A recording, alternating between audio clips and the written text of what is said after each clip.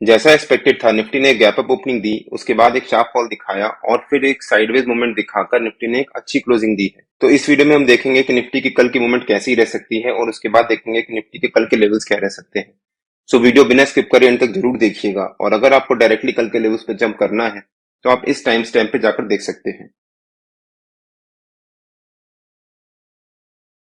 Hello friends, welcome to trade to spend. Nifty के daily analysis के एक और वीडियो में आपका स्वागत है। होप आपने हमारा कल का वीडियो देखा होगा जिसमें हमने अपने आज के लेवल शेयर किए थे। हमने जैसा मेंशन किया था निफ्टी ने ऑलमोस्ट वैसा ही मूवमेंट दिया। हमने कहा था कि निफ्टी मान लीजिए अगर एक गैप अप ओपनिंग देता है तो हमें वहां पर जंप नहीं करना है और वेट करना है निफ्टी के वहां पर करीब आधा पौन घंटा सस्टेन करने का।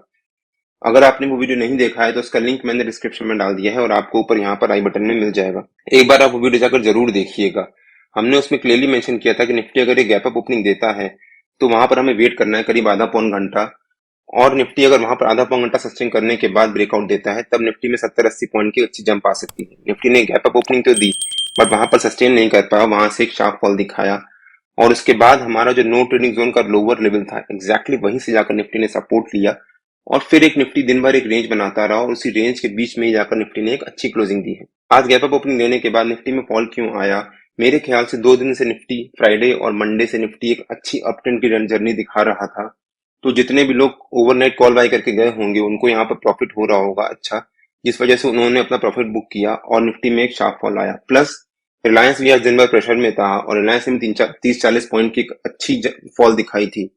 रिलायंस निफ्टी में एक हैवी वेट है तो जिस वजह से निफ्टी ने भी प्रेशर लिया और निफ्टी ने एक फॉल दिखाया। बट हम कह सकते हैं कि निफ्टी की मूवमेंट आज स्ट्रॉन्ग थी बिकॉज निफ्टी ने फॉल दिखाने के बाद रिलायंस का जितना भी फॉल आया वो कंज्यूम करने के बाद निफ्टी ने फिर एक साइडवेज मूवमेंट दिखाना शुरू कर दिया और जो निफ्टी ने कल क्लोजिंग दी थी 20,000 की, उसी के पास जाकर निफ्टी ने क्लोजिंग दी है 9985 के आसपास। निफ्टी का अगर हम डेली चार्ट पे देखें एक बार, अगर ध्यान से देखें तो निफ्टी डेली बेसिस पे एक रेंज बनाना शुरू कर रहा है। रेंज एज इन कि निफ्टी ने कल जो क्लोजिंग दी थी वो 20,000 के पास, आज भी निफ्टी ने उसी के पास क्लोजिंग दी है।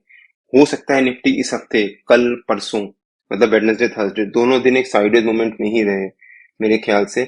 और अगर कल वेडनेसडे और थर्सडे को निफ्टी साइडवेज मूवमेंट पे रहता है तो हो सकता है निफ्टी में फ्राइडे को या मंडे को एक बहुत अच्छी मूव आ सकती है ऊपर की तरफ। मुझे एक्सपेक्टेड है कि निफ्टी में अब ऊपर की तरफ ही मूव आएगी, तो हो सकता है निफ्टी में बहुत अच्छी मूव आए ऊपर की तरफ।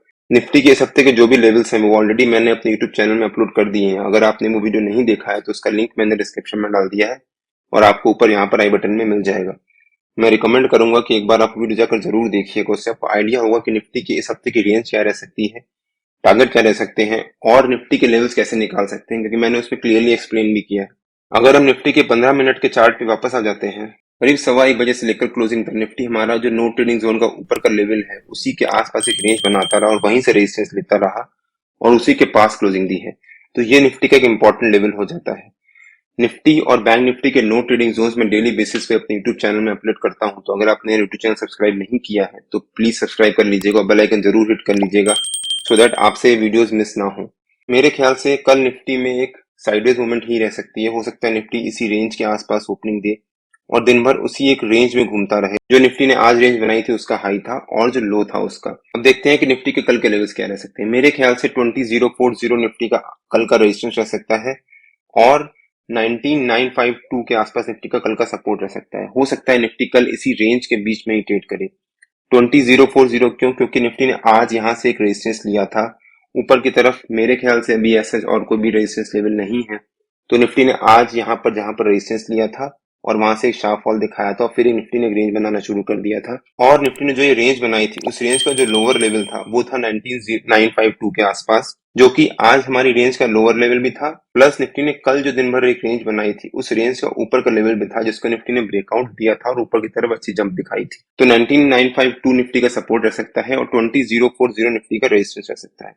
हो सकता है निफ्टी कल एक फ्लैट ओपनिंग दे और दिन भर इसी रेंज के बीच में ही ट्रेड करता रहे। बट अगर निफ्टी फ्लैट ओपनिंग देने के बाद एक रेंज बनाता है आधा एक घंटा और उसके बाद ब्रेकआउट देता है और हमारा ऊपर का रेजिस्टेंस है 20,040 उसको भी ब्रेकर के ऊपर सस्टेन करता है, तो हो सकता है निफ्टी में ऊपर की तरफ एक नई रैली आए और निफ्टी फिर ऊपर की जर्नी दोबारा स्टार्ट करे। बट अगर निफ्टी एक फ्लैट ओपनिंग देने के बाद एक रेंज बनाता है और रेंज बनाने के बाद उस रेंज का ब्रेकडाउन देता है और 19,952 जो हमारा सपोर्ट है उसको भी ब्रेक करके नीचे सस्टेन करता है, तब निफ्टी के नीचे के टारगेट भी ओपन हो जाएंगे। निफ्टी का नीचे का पहला टारगेट हो सकता है 19,917 के आसपास जो हमारा आज का सपोर्ट था सेकंड टारगेट हो सकता है 19867 के आसपास और थर्ड टारगेट हो सकता है 19839 के आसपास।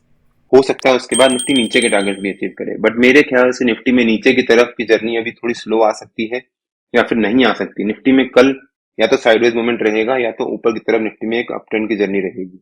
बट मान लीजिए निफ्टी कल अगर एक गैप डाउन ओपनिंग दे देता है, बिकॉज निफ्टी आज थोड़ा सा प्रेशर में था और रिलायंस भी आज प्रेशर में था, और रिलायंस कल अगर प्रेशर में रहता है तो निफ्टी में कल प्रेशर आ सकता है।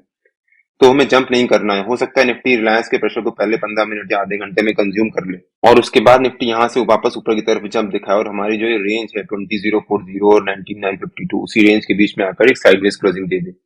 बट अगर निफ्टी एक गैप डाउन ओपनिंग देता है, एक रेंज बनाता है और उसके बाद नीचे ब्रेकडाउन दे देता है और रिलायंस भी कल वीक होता है, तो निफ्टी में नीचे की तरफ हमारे सारे टारगेट हो सकता है अचीव कर ले। बट अगर निफ्टी मान लीजिए गैप अप ओपनिंग देता है, तब भी हमें जंप नहीं करना है, हमें वेट करना है वहां पर पहली 15 मिनट की कैंडल का और देखना है कि रिलायंस की किस मूवमेंट रह रही है। अगर रिलायंस साइडवेज होता है और निफ्टी पहली 15 मिनट की कैंडल का हाई को ब्रेक कर देता है, तो हो सकता है निफ्टी में ऊपर की तरफ एक अच्छी रैली आ सकती है। हो सकता है उसके बाद निफ्टी ऊपर की तरफ वापस एक नई जर्नी स्टार्ट करे। निफ्टी और बैंक निफ्टी के जो भी लेवल्स होते हैं वो डेली बेसिस पे मैं अपने टेलीग्राम चैनल में पोस्ट करता रहता हूँ। अगर आपने मेरा टेलीग्राम चैनल ज्वाइन नहीं किया है तो उसका भी लिंक मैंने डिस्क्रिप्शन में डाल दिया है और आप मेरे को टेलीग्राम में ट्रेड टू स्पेंड नाम से सर्च मार के भी ज्वाइन कर सकते हैं। अगर आपको वीडियो अच्छा लगा हो तो please like share and subscribe और बेल आइकन जरूर हिट कर लीजिएगा सो दैट जब भी मैं अपना अगला वीडियो पोस्ट करूँ आपको नोटिफिकेशन आ जाए। Till than happy trading and जय हिंद।